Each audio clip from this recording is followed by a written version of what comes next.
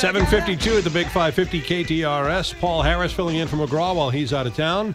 Kelly Jackson's here with me, and joining us via Skype is Dr. Jeffrey Lowell, professor of surgery and pediatrics at the WashU Medical School. Hi, Jeff. How are you? Hey, good morning, Paul. Good morning, Kelly. Morning. Let's jump right into the topics you've got on your desk this morning, including back problems for nurses. Yeah, so I think this is a very important area. Hasn't been talked about much and should be. So, as we've talked about quite a bit, America is overweight. 70% of us are either overweight or obese. And that lands many of us in the hospital, not necessarily because of complications of that, but just because we have appendicitis or need to have this taken care of or that taken care of. And while you're in the hospital, you're taken care of by nurses.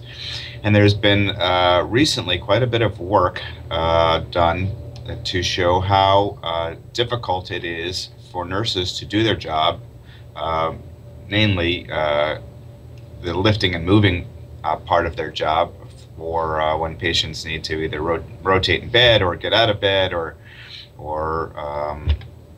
move from a bed to a chair, how it is very difficult and probably impossible for them to do it either ergonomically or safely. Some researchers have put on all kinds of very sophisticated kinesthetic monitors on nurses, and even using proper body mechanics where you're not using your back to lift, you're using your legs and you're keeping your back straight. Even using proper techniques, you're putting a tremendous amount of strain on your back. So there's been more interest now in developing biomechanical lift assist devices, and many hospitals will have maybe one or two of them in the hospital. But when you have 70% of the population being overweight, we're going to need many, many more of these. So you got nurses who are just trying to do their jobs and keep somebody alive and roll them over so they don't get bed sores, and we need a forklift to move them? Well, I'm not sure I'd use the word forklift, but you definitely need to have some sort of a mechanical assist in order to do it safely. And I think nurses have been so dedicated for so many decades, they haven't complained about it, and many of them have been injured on the job.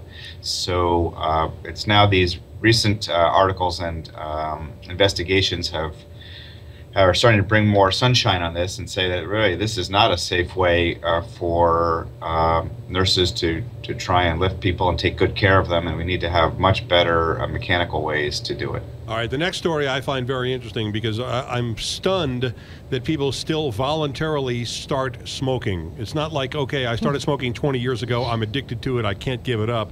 But people who start smoking in an era when you've already learned about what smoking can do to your lungs, can cause strokes, can cause heart problems. Now we're adding more things to the list of things that smoking tobacco can do for you, right? Yeah, I don't understand it either. And I think if we, this is just my personal note, invested heavily in the marketing companies that sell cigarettes to young adults and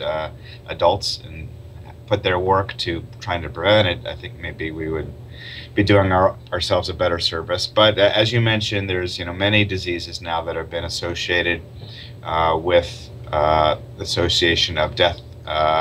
Many of them are associated with cancer, colorectal cancer, lung cancer, oral pharyngeal cancer, esophageal cancer, bladder cancer, the list goes on. And recently, this list of 15 or 20 different diseases that are known to be caused by smoking, there's another 12 or 15 diseases that have been linked to smoking, where there hasn't been a causal relationship, but at least a strong correlation, including all infections, breast cancer, prostate cancer, high blood pressure, cirrhosis, kidney failure.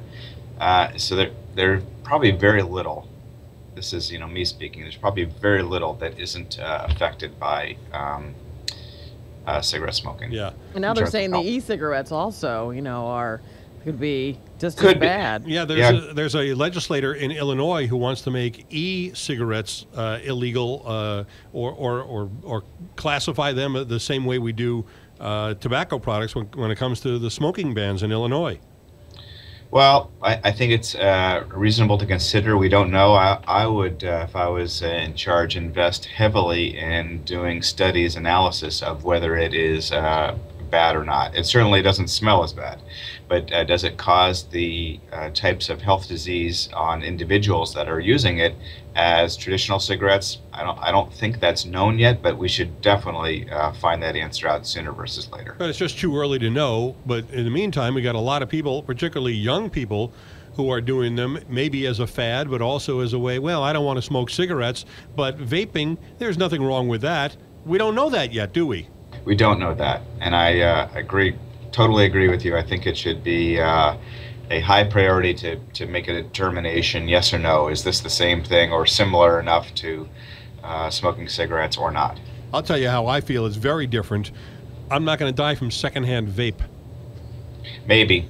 That's also an unknown. Yeah, you don't know. Oh, that's true. Dr. Jeffrey Lowell is a professor of surgery and pediatrics at Washington University Med School. Thanks, Jeff. Talk to you next week. All right, bye, Paul. Take care, Kelly. 7:58 at the Big 550.